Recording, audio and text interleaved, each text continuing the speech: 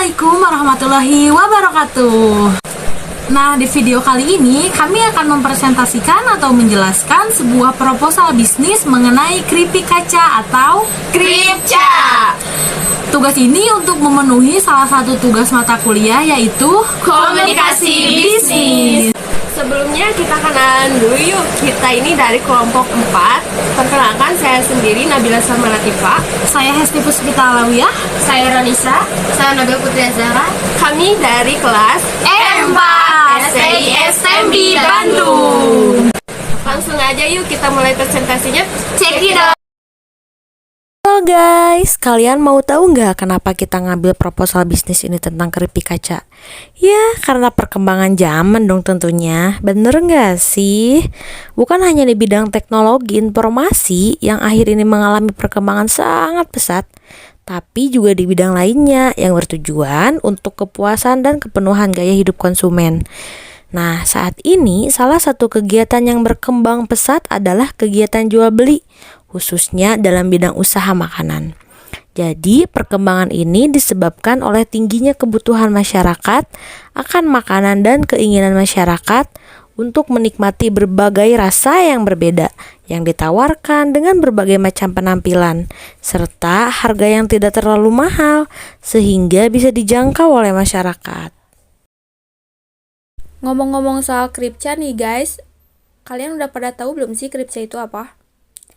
Kripca itu singkatan dari keripik kaca, yang merupakan salah satu jajanan atau makanan ringan yang terbuat dari tepung tapioka atau kanji.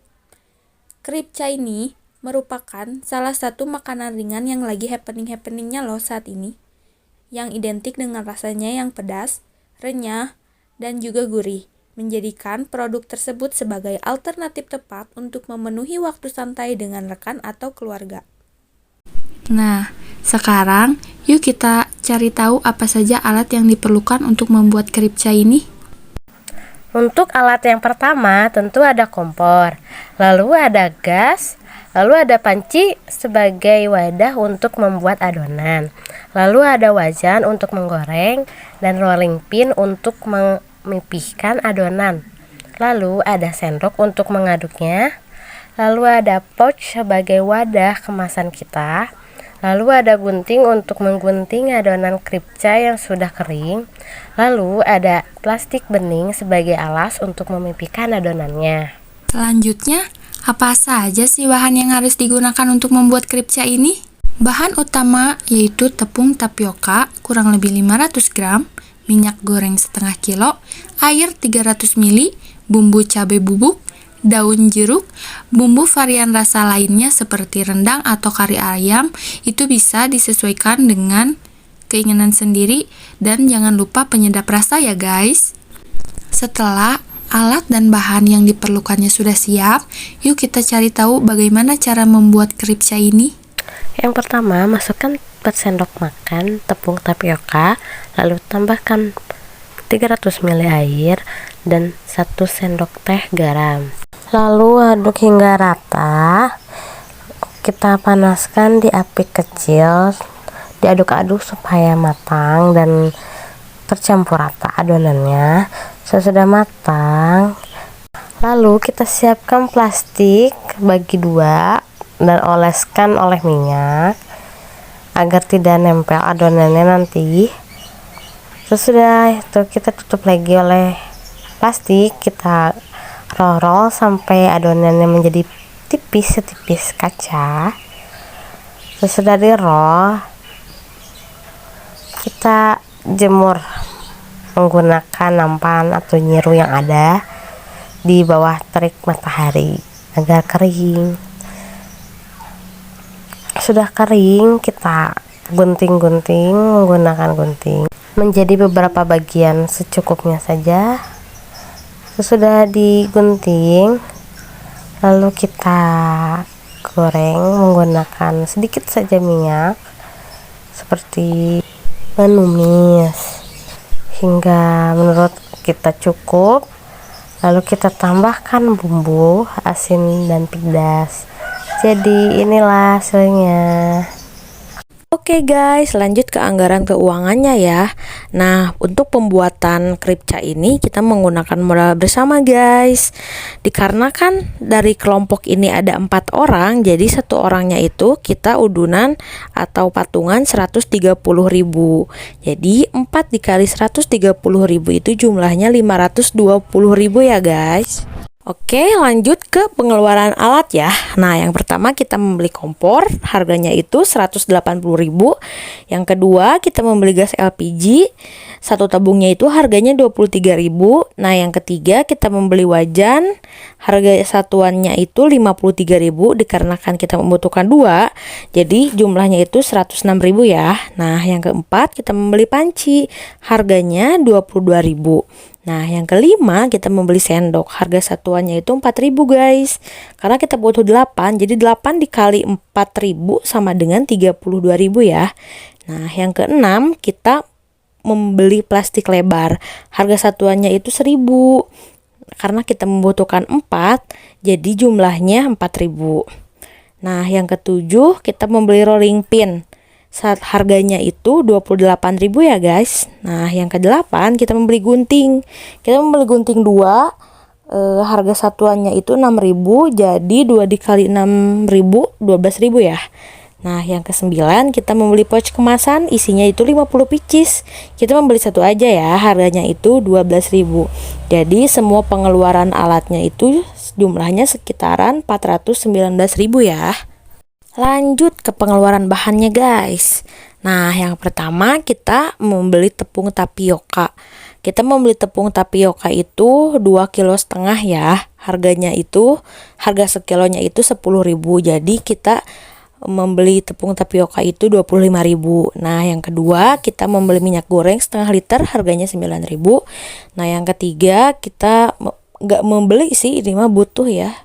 Kita membutuhkan air 500 ml aja. Nah, yang keempat kita membeli bumbu 3 rasa. Nah, satu rasanya itu harganya 12.000. Jadi 3 dikali 12 itu 36.000 ya. Yang kelima kita membeli bumbu cabai dan jeruknya. Kita membeli setengah kilo dengan harga 15.000. Jadi semua pengeluaran bahannya itu jumlahnya 85.000. Total pengeluaran alat dan pengeluaran bahan itu menjadi 504.000 guys. Nah, sekarang kita masuk ke rincian harga jual. Nah, dari semua bahan yang tadi kita sebutkan yang sebesar 85.000 itu bisa menghasilkan 50 pieces ya. Dengan satu piecesnya itu sekitar 50 gram. Nah, kita jual satu piecesnya itu 5.000. Jadi dikarenakan kita dapat 50 pieces, jadi 50 dikali 5.000 itu sama dengan 250.000 guys. Nah, yang selanjutnya ada segmentasi produk. Kira-kira segmentasi produknya seperti apa sih? Yuk kita lihat. Nah, yang selanjutnya ada segmentasi pasar, di mana kita menetapkan beberapa poin dalam segmentasi pasar ini. Yang pertama, ada segmentasi manfaat. Nah, kita kalau lagi gabut kan sering banget lapar, terus pengen ngemil.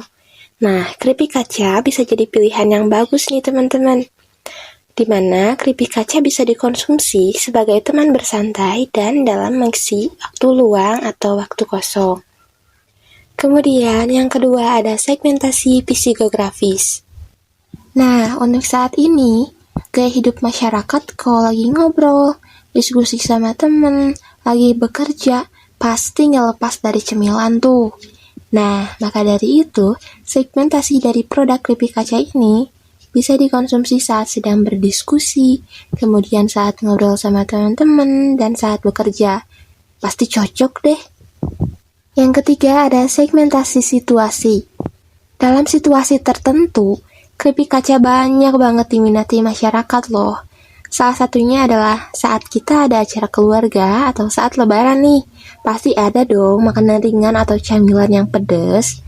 Nah, kita bisa gunakan keripik kaca untuk dikonsumsi saat ada acara keluarga dan saat lebaran. Yang keempat ada segmentasi geografis. di mana keripik kaca sendiri dapat dikonsumsi oleh seluruh masyarakat, baik di pedesaan maupun di perkotaan. Karena nih, masyarakat Indonesia mayoritasnya itu suka banget sama makanan yang pedes. Nah, keripik kaca yang pedes juga cocok banget nih sama lidah masyarakat Indonesia. Yang kelima ada segmentasi demografis, di mana keripik kaca sendiri dapat dikonsumsi oleh laki-laki ataupun perempuan, baik yang sudah berkeluarga maupun yang masih jomblo. Buat anak-anak yang suka pedas nih, keripik kaca juga bisa dikonsumsi, asal level pedasnya jangan terlalu tinggi ya, dan jangan dikonsumsi terlalu banyak. Jadi, keripik kaca dapat dikonsumsi oleh seluruh kalangan usia. Nah, yang selanjutnya ada target pasar, di mana kita menentukan beberapa titik lokasi yang dikiranya dapat memaksimalkan penjualan keripik kaca itu sendiri.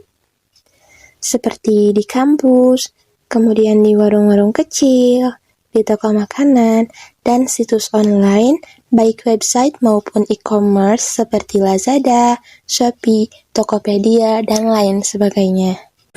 Sekian presentasi dari kami. Jangan lupa subscribe, comment, and like.